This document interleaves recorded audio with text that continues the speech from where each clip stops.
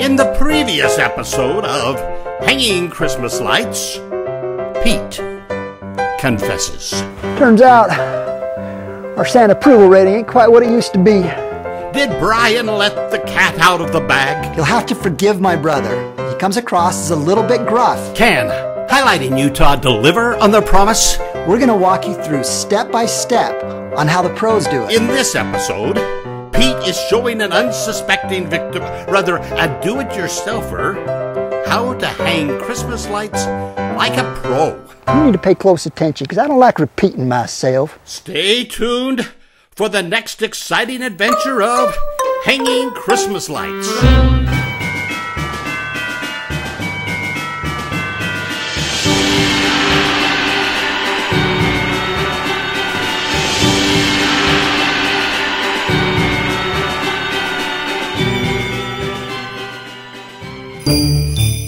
Pete has measured and prepared a length of Christmas light cords just slightly longer than needed and inserted bulbs.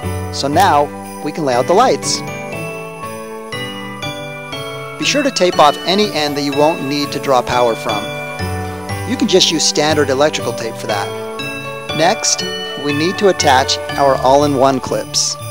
The all-in-one clip you see him using here is a must for speed and quality. Its versatility allows you to use it on the rain gutter, in the fascia, and on the shingles. Let's rock and roll! With our all-in-one clip, it allows us to simply and quickly attach our lights to the gutter.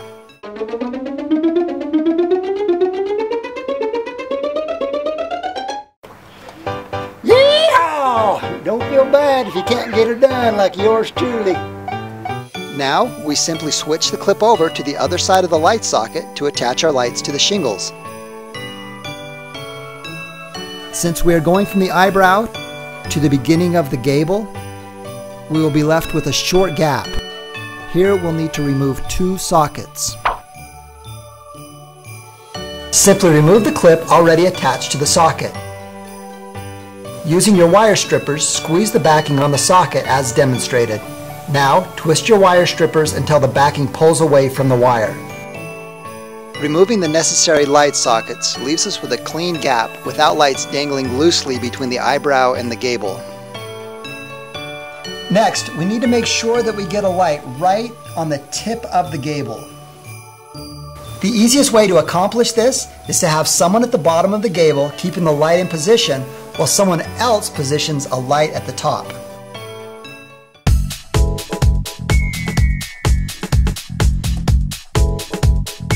Now that we've completed this strand, we'll want to consider where we're going to draw power from. Commonly, there are outlets in the eaves just for this purpose. On this job, we only have an outlet on the porch, so we'll want to splice in enough lamp cord to reach the outlet. For more details, watch our video on splicing or read the blog at highlightingutah.com. Now we can start setting up our ladders to begin work on the second level. The safest place to set up a ladder is usually near a valley.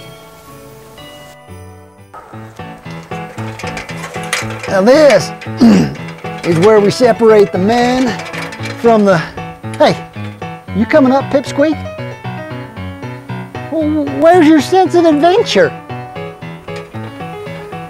What, you don't have insurance? Oh. You know what? I get it. The old battle axe is the one person on earth I would never let hold a rope from me. I'm worth more dead than alive. Hey, get on up here.